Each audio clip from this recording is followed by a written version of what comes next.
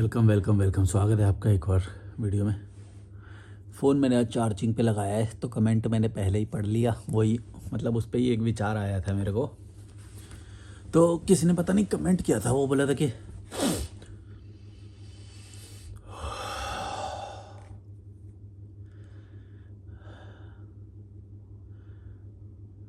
शांति लग रही है।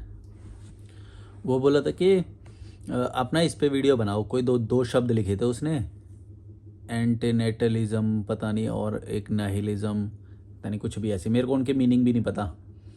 मतलब वो उसने कहीं देख लिया होगा, पढ़ लिया होगा, या मीनिंग जानता होगा, या वो तो वो मेरे को ये बातें समझ में नहीं आती। एक और बहुत पहले आया था कमेंट, वो बोला ब्रह्मचर्य पे वीडियो बनाओ। मैं बोला यार कोई भी वर्ड पे वीडियो कैसे हो सकता भाई। तुम प्रॉब्लम बताओ, तुम्हें प्रॉब्लम क्या हो रही है। ये प्रॉब्लम का सॉल्यूशन होता है, उस पर बात की जा सकती है। ये क्या होता है कि भाई इस शब्द को एक्सप्लेन करो, इसके बारे में बात करो। मैं कोई शब्द का शब्द का तो वो थोड़ी होता है कुछ। शब्द तो कुछ भी होता है, शब्द के मीनिंग कुछ भी हो सकता, मतलब वो होता है। ये बताओ हमारे समाज में, मतलब कि भारतीय समाज में जो लोग हिंदी में ये वीडियो देख रहे हैं, जो हिंदी समझते हैं, उन लोगों को क्या प्रॉब्लम है। मैं वही तो बात करूँगा कि मैं ऐसे बड़े बड़े शब्द या टेक्निकल वर्ड पहले उनका मीनिंग सर्च करूँ, फिर उनका वो करूँ। और फिर वो वेग भी होता है कोई कोई वर्ड। अब जैसे मिनिमलिज्म के बारे में किसी ने बोला था मिनिमलिज्म पे बनाओ, मतलब उसका मीनिंग कुछ अलग अलग होगा। तो मैं जैसी लाइफ जी रहा हूँ, मैं उसी के बारे में तो बता सकता हूँ कि मैं वो सरल लाइफ कैसे जी रहा हूँ, या मैं कम चीज़ें होने से मैं कैसे इजीली वो करूँ। वो तो मैं हर वीडियो में ही बात करता हूँ। गौर से देखोगे तो क्रक्स समझ जाओगे मेरे चैनल का। जैसे मैं कम चीज़ें अपने साथ रखता हूँ, पर ऐसा भी नहीं है कि बिल्कुल नहीं रखता। फिर मैंने ये बाल हटवा दिए। ये बाल हटवाना भी एक मिनिमलिज्म के उदाहरण हो सकता है। वो तो तुम्हारे ज्ञान के ऊपर है ना भाई। तुम ये चीज़ समझ जाओ कि तुम्हारा जीवन सरल किससे होएगा। फिर शब्दों के पीछे भागना छोड़ दोगे। शब्द क्या होते हैं? जो ज़्यादा पढ़ा लिखा होएगा उसने 4 वर्ड ज़्यादा पढ़ लिए होंगे, और क्या होएगा। कोई बात को वो एक शब्द में या वैसे कर देगा, लेकिन होएगा तो वो वेगी। कबीरदास जो बिल्कुल अनपढ़ हुए, उनको ये सब चीज़ों का ज्ञान कैसे हो गया कि ढोंग क्या होता है। लोग ढोंग करते हैं, दिखावा करते हैं, पाखंडी होते हैं। ये सब चीज़ें तो बिना पढ़े ही आती हैं, समझ रहे हो। तो ये जो दो दो तीन वर्ड आपने बोले, या कोई बोलता है ये शब्द पे बनाओ, इसका मीन वो उस पर वीडियो बनाओ, मेरे को वो कोई चीज़ें समझ में नहीं आती। तुम सीधा बात करो कि प्रॉब्लम क्या एग्जिस्ट करती है। प्रॉब्लम तो ये है ना कि इंसान घर से निकलता ही नहीं है, ट्रैवल करता ही नहीं है। तो मैं उस पर बात करूँगा। क्यों नहीं निकलता? कि भाई घर वालों से जुड़ाव महसूस कर रखा है, मोह कर रखा है, और उनके कही हुई बेकार बातों को मान रहा है। जैसे कि जो माता पिता होते हैं वो भगवान होते हैं, और उसके कारण वो दुख में जी रहा है, कीड़े मकोड़ों की तरह रह रहा है, भीड़ में रह रहा है। तो मैं उस पर ज़्यादा वो करूँगा, क्योंकि ये ज़्यादा स्ट्रॉन्ग कंडीशनिंग है, एकदम हार्ड। अब वर्ड नहीं है, इसका मतलब ये भी नहीं है कि भाई वर्ड के मीनिंग, क्योंकि पहुंचाने के लिए तो वर्ड ही बोलने पड़ेंगे ना। लेकिन ज़्यादा टेक्निकल और वो हो गए तो वो चीज़ समझ में नहीं आती है मेरे को। शांति सी लग रही है। फेस वॉश किया मैंने अभी, सो गया था, सो के उठा, फिर फेस वॉश किया। पानी भर के लाया था नीचे से। नीचे आरओ का वो पानी का वो लगा हुआ है, तो रोज़ एक बोतल भर लेता हूँ। जो वहाँ पे था ना थाईलैंड और कंबोडिया में, ये पानी भरने के भी वो थे, पैसे लेते थे वो हॉस्टल में। हमारे यहाँ पे बहुत सारी चीज़ें अभी भी फ्री हैं, पर ये कैपिटलिज्म के चलते अब ये भी धीरे धीरे देखो तो पैकेज्ड बॉटल का कल्चर बढ़ता जा रहा है, जो कि मुझे थोड़ा सा अच्छा नहीं लगता है। मतलब ऐसी ऐसी जगहें तुम देख के हैरान हो गए जहाँ पे पानी एकदम फ्री है, एकदम मतलब, और अच्छी क्वालिटी का पानी है, वहाँ पे बॉटल कैसे बिक सकता है? क्योंकि ये जो कार वाले जो टूरिस्ट होते हैं ना, ये आते हैं और ये सीधा वही पैकेज बॉटल ही मांगते हैं, सादा पानी नहीं चाहिए। ओपन वाटर में पता नहीं कैसा वो होगा, इसलिए वो शायद वो पैकेज मांगते हैं। और तो पैकेज बॉटल का मार्केट इतना बड़ा है कि लोग ऐसे ही ऑर्डर कर देते हैं। और कई बार मैंने वो भी देखा है कि होटल में जो सादा पानी मांगने में थोड़ी सी वो होती है, नॉर्मल वाटर, बॉटल वाटर। अगर कोई साथ में होएगा, जैसे मैं कई लोगों के साथ में जाता हूँ, तो वो बॉटल वाटर ही मंगाते हैं। पर फिर भी यार मतलब जहाँ पे अच्छा पानी है वहाँ पे अच्छा पानी तो जब प्रोवाइड कराने की सरकार की भी जिम्मेदारी होनी चाहिए और होटल ओनर है उसकी भी। लेकिन दोनों को ही फ़ायदा होता है, इसीलिए तुमको हमेशा पैसे में दी जाती है वो चीज़। सरकार का भी फ़ायदा है और होटल ओनर का भी फ़ायदा, दोनों को पैसे मिल रहे हैं और तुमको फिर पैसे कमाने के लिए भागना पड़ता है उनकी जेब भरने के लिए। ऐसे चलता है ये सब कुछ, क्या बोले। अब तो देखना कुछ टाइम में हवा भी बिकेगी, फिर हवा के लिए भी, हवा पे भी कब्जा हो जाएगा ऑलरेडी। मतलब गौर से देखो तो दिल्ली में तो यही हाल हो रहा है कि तुम्हें हवा खरीदनी पड़ रही है एक तरह से, तुमको स्वच्छ हवा अवेलेबल कहाँ है। तुम जनसंख्या बढ़ाए जा रहे हो, इतनी सारी बच्चे पैदा करे जा रहे हो, कोई लॉजिक नहीं है, कोई वो नहीं है, औकात भी नहीं है तुम्हारी बच्चे पैदा करने की, पालने की, फिर भी करे जा रहे हैं लोग। छः छः छः बच्चे, वाह, 4 बच्चे, 2 बच्चे। पर मेरे को ऐसा लग रहा है कि अब आने वाले टाइम में ना बच्चे बहुत कम पैदा करेंगे लोग, क्योंकि मैं ऐसे बहुत सारे लोगों से मिला जो मेरे यहाँ के भी होटल के हैं ना, 35 ईयर्स के वो हैं, होटल के नहीं, जो मेरे हॉस्टल में रह रहे हैं जो मेरे साथ, वो भी 35 ईयर्स के हैं, अभी गए हुए हैं, घूमने गए हुए हैं। और वो भी 35 के हैं, उन्होंने भी शादी नहीं करी। और जो यहाँ पे जो ऋषिकेश में एक जो मैं बता रहा था, हेमंत भाई, उन्होंने शादी करी लेकिन बच्चे नहीं करे उन्होंने, उनका भी 1986 का बर्थ है। तो ऐसे बहुत सारे लोग मिले अब तो मुझे, मतलब मेरे को लग रहा है कि ये आने वाले टाइम में ये इंडिया में कल्चर अब बढ़ने वाला है कि लोग या तो सिंगल रहेंगे या फिर शादी कर भी ली तो बच्चे नहीं करेंगे, या फिर करेंगे भी तो एक करेंगे। तो मेरे को तो ऐसा लगता है। लेकिन वो जो नीचे के लोग हैं जो एकदम कीड़े मकोड़े के हैं, जिनको स्टैंडर्ड ऑफ लिविंग का बिल्कुल भी अंदाज़ा ही नहीं है कि स्टैंडर्ड ऑफ लिविंग होती क्या है, मतलब एक अच्छा इन्वायरमेंट होता क्या है, वो लोग बच्चे पैदा करे जाते हैं। वो उन्हीं की वजह से है, इसीलिए तो कीड़े मकोड़े ज़्यादा होते हैं हमेशा संख्या में। तुम देखना जो एजुकेटेड लोग होंगे, जो इसका मतलब समझते होंगे कि स्टैंडर्ड ऑफ लिविंग होता है क्या है, क्वालिटी लाइफ होती क्या है, एक हैप्पी लाइफ होती क्या है, वो लोग हमेशा सोच समझ के ये सब करते हैं। फैमिली प्लानिंग, खर्चे की प्लानिंग, फाइनेंशियल प्लानिंग, ये सब वो सोच के करते हैं। लेकिन उनको ऐसा पता ही नहीं है, वो जो नीचे एकदम कीड़े मकोड़े होते हैं, गुलाम भर भर के आते हैं बसों में और यहाँ के ऑटो वोटो में, ऐसे भेड़ बकरियों की तरह भर भर के आते हैं। मतलब मेरे को तो अब गरीबों को देख के थोड़ी सी घिन सी आती है, मतलब थोड़ी घृणा भी होती है मेरे को। और घृणा होनी बहुत अच्छी बात है, मतलब अगर तुम गरीबी से घृणा नहीं करोगे तो फिर तुम अच्छी लाइफ की तरफ मूव नहीं करोगे। तुम देखोगे, वो गौर से देखोगे कैसे रहते हैं वो लोग, तो फिर तुमको घृणा होगी। और वो मैं तो पॉजिटिव मानता हूँ उस घृणा को, बुरी चीज़ से घृणा होनी ही चाहिए। वो लोग जानबूझ के गरीब हैं, ऐसा कोई तरस वाली बात नहीं है, इसमें कोई इमोशन वाली बात नहीं है कि देखो देखो अब ये अमीर गरीबों से वो करने लग गया है। वो बाई चॉइस गरीब है, गौर से देखना, बाई चॉइस गरीब है वो जानबूझ के गरीब रहना चाहते हैं। थोड़ा पैसा आ भी जाएगा तो एक और बच्चा पैदा कर देंगे वो, ताकि वो हमेशा गरीब बने रहें। वो सारी वो चीज़ करते हैं जिससे वो गरीब बने रहें जानबूझ के। गौर से देखना, बाई चांस ऐसा होता है कि कभी किसी का एग्ज़ाम निकल गया या वो निकल गया तो थोड़ी बेटर लाइफ में वो एंटर कर जाते हैं, थोड़ी बेटर हो जाती है, लेकिन सोच फिर भी गरीबों वाली रहती है। तो फिर भी वो हर जगह पे जाके वो ही करते रहते हैं, 5-5 रुपए के लिए झगड़ा करेंगे, 10-10 रुपए के लिए झगड़ा करेंगे। कोई 60 साल का होएगा तो अभी 20 साल के बच्चे को किसी को ज्ञान देने लग जाएगा, हमने ये किया, हमने वो किया, देखो हमारी इज्जत करो, चलो हमारी इज्जत करो, हम बड़े हैं उम्र में हैं। वो बिना फालतू के पकड़ के अपनी इज्जत करवाएगा। समझ रहे हो ना, ये बड़े बूढ़े बेवकूफ़ हैं, कोई इनमें अकल वकल नहीं है ना, ये सरल लाइफ इन्होंने जी और ना तुमको जीने देंगे, ये बात मान लेना। और घृणा करना, तभी तुम एक अच्छी लाइफ जी सकते हो। मैं ये मानता हूँ। कोई ये मानता है कि नहीं मेरे को नहीं पता। मैं थोड़ा बल्ब जला लेता हूँ, 1 मिनट।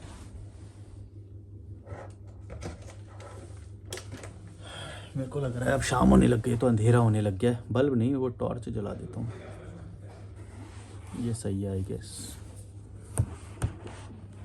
इतनी रोशनी ठीक है ना।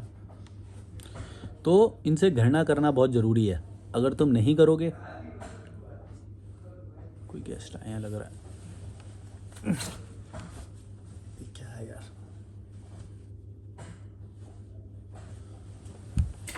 आओ। अगर तुम नहीं करोगे और तुम बेटर लाइफस्टाइल की तरफ मूव नहीं करोगे और पीछे वालों को नहीं छोड़ोगे, तो फिर तुम वो इनवाइट कर रहे हो कि तुमको तुम्हारी लाइफ कैसी होगी, कैसे रहोगे, वो सब चीज़ तुम्हारी चॉइस होती है, मैं ये मानता हूँ, क्योंकि मैं खुद उन कीड़े मकोड़े लोगों को छोड़ के आया हूँ। तो मेरे को मालूम है कि ये किया जा सकता है। थोड़े टाइम के लिए इनकम का फ़्लो बंद हो जाएगा, कोई बात नहीं। थोड़े टाइम के लिए स्ट्रगल्स महसूस होंगे, कोई बात नहीं। बड़ी चीज़ के लिए छोटी चीज़ें छोड़नी पड़ती हैं। लेकिन मैं देखा है कि लालची लोग वो भी बहुत डरते हैं, मैंने बहुत देखा है। मतलब बहुत सारे लोग बताते हैं, और वो ना बहाना मारते हैं कि हम तो इस वजह से नहीं निकल पा रहे, इस वजह से नहीं निकल पा रहे, सब लोग तेरी तरह नहीं होते कि घर को छोड़ के निकल जाए। अरे भाई, तेरे को बाप की प्रॉपर्टी का लालच है, सीधी बात है। बाप की प्रॉपर्टी का लालच होता है, और डर होता है, सुरक्षा का डर होता है कि हम सुरक्षित नहीं रहेंगे, ये कोई वो है यार। तुम्हें जब एक माहौल से निकलना है, दूसरे में जाना है, तो तुम्हें छोड़ना पड़ेगा पीछे वाले लोगों को, पीछे वाली चीज़ों को, लालच को, डर को, तभी तो। और ऐसा नहीं है कि तुम सिर्फ अच्छे लाइफस्टाइल के लिए ऐसा करोगे, तुम्हारी पर्सनैलिटी भी तो ग्रो होगी। ये भी तो सोचो, तुम्हारी पर्सनैलिटी क्या है? कायर बन के रह जाओगे कीड़े मकोड़ों के बीच में? जिस स्टेट में सारे रिश्तेदार रह रहे हैं, बिरादरी के लोग रह रहे हैं, समाज के लोग रह रहे हैं, वहीं पे रह रहे हो, तो ये तो तुम्हारी पर्सनैलिटी क्या हुई फिर? डरपोक लोग हो तुम तो। मैं तो हमेशा यही देखता हूँ कि भाई तुम उस स्टेट में अगर अकेले रह रहे हो, तो ये मतलब एक बहुत ही स्ट्रॉन्ग पर्सनैलिटी की निशानी है। जैसे ये हेमंत भाई जो ऋषिकेश में रहते हैं, ये छोड़ के आए अपने पंजाब से, यहाँ पे शिफ्ट हो गए, ये स्ट्रॉन्ग पर्सनैलिटी की निशानी है। और मैं भी अपनी तारीफ कर रहा हूँ तो। और वो कीड़े मकोड़े लोग ये समझेंगे नहीं कभी भी। वो लोग समझते हैं कि कम्युनिटी में रहना, भीड़ में रहना है, झुंड में रहना, झुंड में तो सूअर आते हैं, ऐसा कोई साउथ का डायलॉग है। ऐसे आते हैं यहाँ पे भाई, झुंड में आते हैं एकदम भर भर के, एकदम देख के ही घिन सी आती है मेरे को तो, कैसे लोग हैं यार।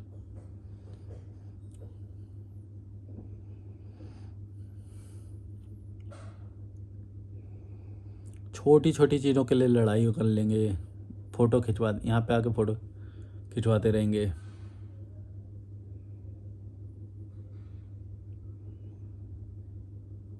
मतलब लर्निंग का उनके पास कोई वो है ही नहीं।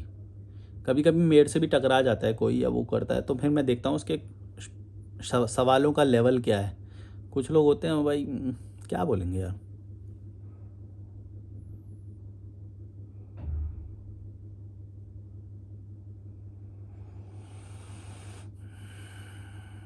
कुछ लोग ये जो दारू होता है, डांस होता है, इसमें अपना दिन गवा देते हैं।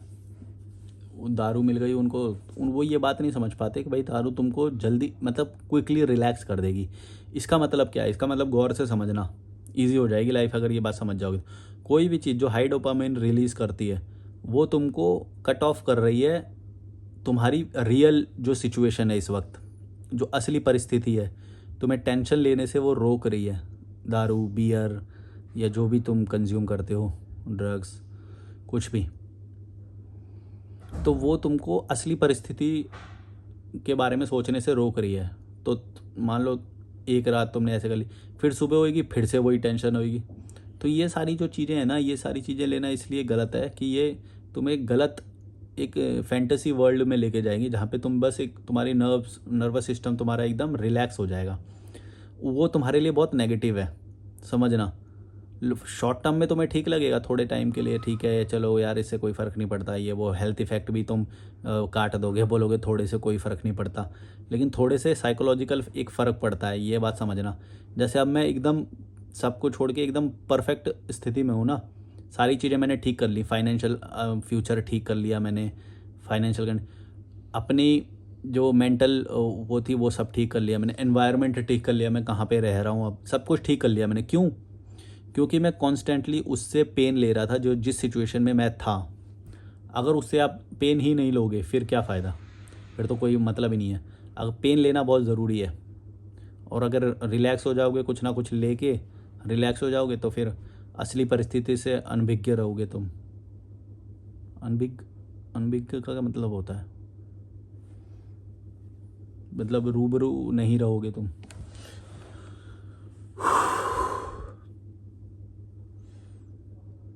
तुम्हें समझना पड़ेगा कि तुम कैसी स्थिति में हो, दुख के किस लेवल पे हो, फ्यूचर का कितना कितना कितने दिन सिक्योर्ड हैं, तुम्हारे खाने के लिए कितने दिन सिक्योर्ड हैं, मेडिकल कंडीशन कितनी दिन की सिक्योर्ड है, फिर रहने का कितने दिन का है आगे फ्यूचर का, और उसे बढ़ाते भी जाना है ना।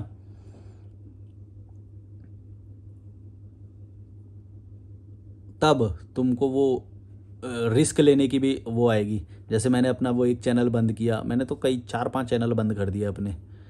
अब मैं लॉजिकल मलिक पे काम कर रहा हूँ। क्यों? यही होता है, जब आपके बैकग्राउंड पे सब चीज़ें सॉर्टेड हो जाती हैं तब आप रिस्क ले सकते हो। इसीलिए अपनी रिस्क लेने की क्षमता को हमेशा बढ़ाना। अगर वो नहीं है ना रिस्क लेने की क्षमता, तो तुम बहुत पीछे हो। अभी ये बात याद रखना। हो सकता है तुम्हारे पास खाना आ रहा हो सकता है तुम अच्छा सो जाते होगे, अच्छा तुम्हारी शादी हो गई होगी, बच्चे हो गए होंगे, हैं, कार होगी तुम्हारे पास, कुछ भी होगा, लेकिन क्या तुम अभी आज रिस्क ले सकते हो?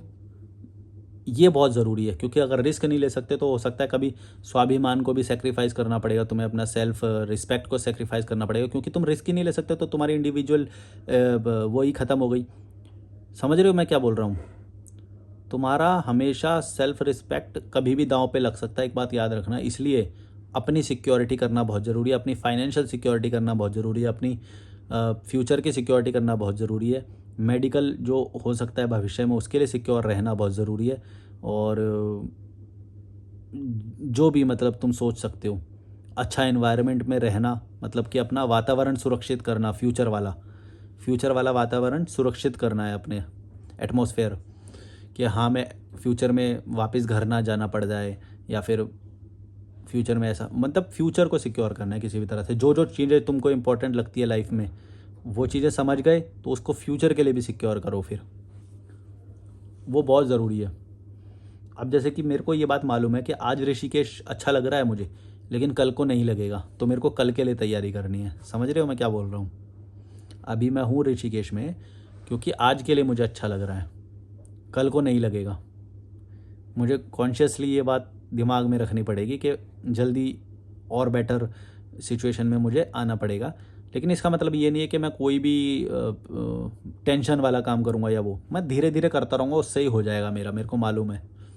ऐसा नहीं है कि डिस्कम्फर्ट में आके ऐसा स्ट्रगल करूँगा, मैं स्ट्रगल नहीं कर मतलब कॉन्शियस हूँ मैं बस उसके बारे में, मेरे को अंदाज़ा है उसके बारे में, मालूम है। और जैसे तुम बोलते हो कि फ्यूचर में तुम्हारी एनर्जी कम हो जाएगी, तो वो भी मैं कॉन्शियस हूँ, उसके लिए भी मैं बैकअप क्रिएट करूँगा। ऐसा थोड़ी है कि मैं यहाँ पे मेरे विजन में ही नहीं आएंगी वो सारी चीज़ें मेरे विजन में हैं।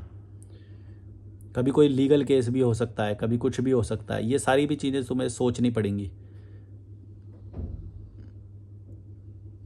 डॉक्टर और लॉयर की तो सबसे पहले वो करनी चाहिए भाई तैयारी, क्योंकि ये दो चीज़ ऐसी हैं जो एक बार गले पड़ गई तो तुम्हें भगा देंगी पूरे लाइफ के लिए।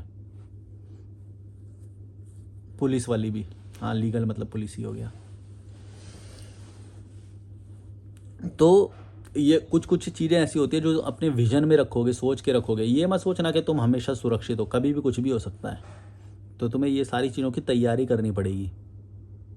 हाँ, एक प्रोफेसर वाली वो मनी हाइस्ट सीरीज़ है, मनी हाइस्ट, उसमें बोलता है कि वेरिएबल शब्द यूज़ किया है उसने, कि कितने वेरिएबल हो सकते हैं किसी चीज़ के। ऐसा हुआ तो ऐसा होगा, ऐसा हुआ तो ऐसा भी हो सकता है, ऐसा हुआ तो ऐसा होने के बाद ऐसा भी हो सकता है। वो सारी चीज़ें कैलकुलेट कर सकता है दिमाग में, और हर चीज़ की वो तैयारी करता है। ए के बाद जैसे मान लो ए प्लान पे चल रहे हैं, यहाँ से ये भी हो सकता है, ये भी हो सकता है, तो वो दोनों चीज़ की तैयारी करेगा।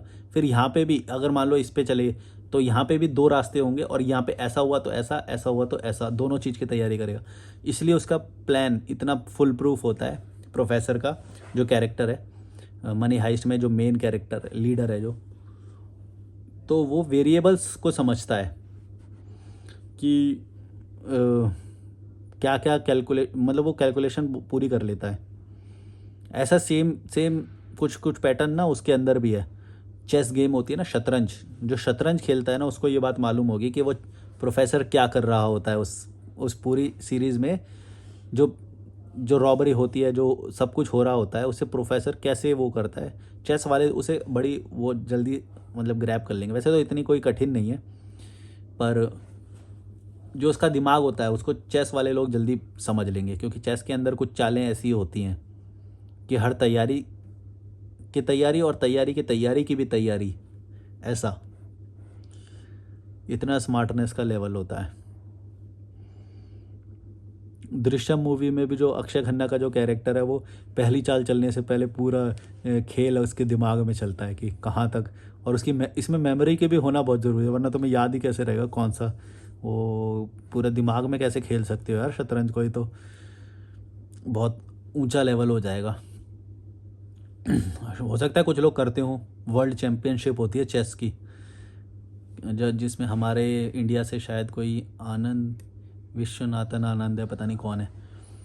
तो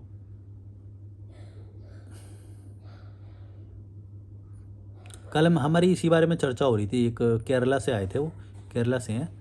तो कल हम खेल रहे थे, रात तक हम खेलते रहे, 1:30-2 बजे तक खेले हम शतरंज और वो टेबल टेनिस, और फिर फ़ोन में भी कुछ गेम खेल लेते, 2 प्लेयर गेम।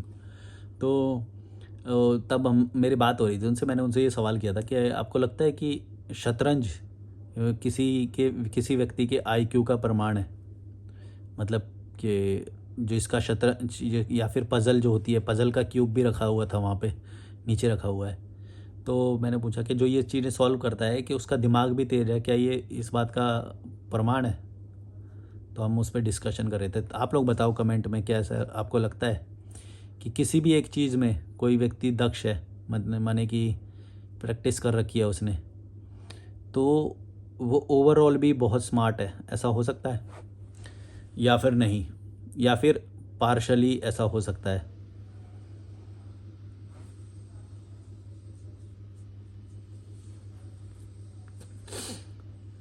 कुछ चीज़ों के जवाब इतने सिंपल नहीं होते जितना हम सिंपल मान के बैठ जाते हैं कुछ लोग। जैसे मैं भी अपने आप को बहुत शाना समझता था पहले, तो बाद में पता चला कि बहुत सारी चीज़ें हैं जो मुझे पता नहीं है, या फिर मेरी सोच वहाँ तक नहीं जा सकती अभी। सोच के कई लेवल हो सकते हैं, तुम नहीं सोच सकते वहाँ तक, या फिर तुम ये बोल के छोड़ दोगे कि यार ये क्या सवाल है यार, इनके कोई मतलब है।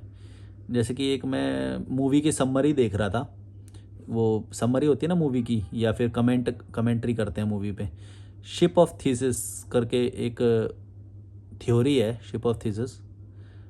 उसमें एक थ्योरी है कि आप कैसे बोलोगे कि ये वाला जहाज़ ओरिजिनल है या ये वाला जहाज़ ओरिजिनल है। एक एग्जांपल देता हूँ, मान लो एक जहाज़ है, मतलब उसी उसी उसका वो ये इसीलिए उस पिक्चर का नाम भी यही रखा गया है, शिप ऑफ थीसिस। उसका वो देखोगे तो तुमको समझ में आ जाएगा मैं क्या बोलना चाह रहा हूँ, शायद मैं एक्सप्लेन नहीं कर पा रहा हूँ अभी। कोई एक जहाज़ है, जैसे वो टार्जन पिक्चर में भी मैंने यही यही सवाल अपने आप से किया था कि उस गाड़ी के जब सारे ही पार्ट्स बदल दिए तो क्या वो गाड़ी है? क्योंकि बस एक वो टार्जन का गुड्डा वो लटका हुआ है उधर, तो वो गाड़ी क्या वो एक्चुअल गाड़ी है, या फिर सारे पार्ट बदल दिए तो उस गाड़ी को वही टार्जन वाली गाड़ी बोलना चाहिए या नहीं बोलना चाहिए? सेम इस थीसिस में भी ये है कि एक जहाज़ है, और वो जहाज़ शायद बंद हो जाता है, पता नहीं क्या होता है, तो क्या होता है, एक जहाज़ बनाया जाता है। एक जहाज़ बनाया गया। अब क्या किया गया, इसका एक पार्ट निकाल के ना, इस जहाज़ का एक पार्ट निकाल के इस जहाज़ में फिट कर दिया गया। तो अब क्या बोलोगे आप, ये जहाज़ ओरिजिनल है या ये जहाज़ ओरिजिनल है? आप क्या बोलोगे, आप बताओ। आप बोलोगे ये वाला जहाज़ ओरिजिनल है, क्योंकि बस एक पार्ट ही तो निकाल के इधर कराए। अब मैं बोलता हूँ इसका एक और पार्ट निकाला और इस वाले जहाज़ में लगा दिया, और इसका जो बाकी 2 पार्ट थे वो फेंक दिए। अब बताओ ये वाला जहाज़ ओरिजिनल है या ये वाला जहाज़ ओरिजिनल है? अब आप बोलोगे नहीं नहीं, ये वाला जहाज़ अभी भी ओरिजिनल है क्योंकि 2 पार्ट इसमें लगाए गए हैं। इसी तरह से फिर इसका एक और निकाल के इधर लगा दिया, एक और निकाल के इधर लगा दिया, 4 हो गए, 5 हो गए, 4। आप ये कब बोलोगे कि ये जहाज़ ओरिजिनल है या ये जहाज़ ओरिजिनल है? 49 पे बोलोगे या 50-50 हो जाएगा तब बोलोगे? तब कौन सा ओरिजिनल है पार्ट? ये तो ये एक मतलब पता नहीं मैं ये सही समझाऊँ या फिर आपको समझा पाया हूँ या नहीं, लेकिन जब मैं बचपन में बहुत, मतलब मैं बहुत ही छोटा था जब टार्जन पिक्चर आई थी, आप देख लेना कब रिलीज़ हुई थी, वो 2004 में हुई थी, पता नहीं कब रिलीज़ हुई थी, Tarzan the wonder car, Ajay Devgan की पिक्चर। तो सब लोग उसे बहुत वो कर रहे थे, और वो आयशा टाकिया उस टाइम पे फेमस थी। तो लोग और मैं यही सोचता था यार, ये सारे पार्ट तो इसके निकाल रहा है इस गाड़ी के, और ये गाड़ी चल कैसे जाएगी जब ये कबाड़ खाने जा रही है और इतना पुरानी हो गई है वो तो मैं ये उस वक्त भी यही सोच रहा था कि जब ये बंदा इसको मॉडिफाई करता है या पूरी करता है तो हर पार्ट तो इसने निकाल दिया। अब ये original torsion the wonder car कैसे है, ओरिजिनल तो है ही नहीं, तो इसमें आत्मा कैसे है अजय देवगन की। तो किसी ने फिर मैंने जब ये सवाल सबसे करता था तो किसी ने मुझे एक जवाब दिया था। बोला वो जो टार्जन की जो गुड्डी गुड्डी लटकी हुई होती है ना, जो टार्जन का एक गुड्डा लटका होता है उस कार के अंदर, वो बोला उसके कारण उसमें होती है उसकी आत्मा अजय देवगन की। तो मतलब, लेकिन जो अजय देवगन का जो कैरेक्टर है वो एक ऑटोमोबाइल इंजीनियर होता है, तो उसकी आत्मा उस गुड्डे में कैसे हो सकती है? गुड्डा तो ऑटो ऑटो ऑटो पार्ट का कोई का हिस्सा नहीं है, वो तो एक डेकोरेशन पीस है, तो उसकी आत्मा उसमें कैसे हो सकती है? तो मतलब ओवरऑल देखो तो ये तो कहानी है एक, मतलब कहानी है ये, तो फिल्म तो एक कहानी होती है ना, तो वो ओरिजिनल नहीं है, कुछ भी नहीं ओरिजिनल होता है ना। तो और ये मेरे सब दिमाग में चल रहा है, तो एवरीथिंग इज़ फेक, और मैं उसमें उस विचार में घूम रहा हूँ बिना फालतू के। तो जो ये जो शिप ऑफ थीसिस वाला है, बोला ये भी बस एक दिमाग में वो है, असल में कुछ नहीं है। तुम्हें घूमना है घूमो, नहीं घूमना है नहीं, बस क्या वो है, कहानी है बस। कोई कुछ बोल के अपने आप को ज्ञानी समझता है, कोई कुछ बोल के ज्ञानी समझने के लिए, सब ज्ञानी समझने के लिए ये शिप ऑफ थीसिस और ये सब वो सब। लेकिन देखो तो इंटेलेक्चुअलिटी तुम्हें दिखेगी, क्योंकि विचार करना भी एक इंटेलेक्चुअल की निशानी होती है, वरना ढीठ लोग विचार थोड़ी करते हैं, उन्हें फ़र्क ही नहीं पड़ता कि क्या है, वो दारू पी के सो जाते हैं। ये मजदूर टाइप के लोग होते हैं, ये करते हैं, इनको भाई शाम को बस एक वो मिल जाए उसके लिए वो पूरे दिन भागते हैं, दारू। लेकिन जब आप विचार करते हो तो आप अपने जीवन को सरल बना सकते हो कई सारे महीनों में। और मैं कोई भी बड़ी बातें इसलिए नहीं करता हूँ क्योंकि वो इंटरेस्टिंग है, और मैं इसलिए नहीं करता हूँ क्योंकि वो लाइफ को सरल बना नहीं रही हैं एक्चुअली। मैं बस वही बातें करना चाहता हूँ जिससे लाइफ ईजी हो जाए आपकी। जो बेकार की चीज़ों में फंसे हुए हो उनको हटाना, बस वही है, और कुछ नहीं है। और कोई इतनी बड़ी बड़ी बातें तब ठीक लगती हैं जब पैसे, मतलब पैसे आ जाएं, सिक्योरिटी बन जाए, पेट भर जाए, तब फिर वो बड़ी बड़ी बातें करना।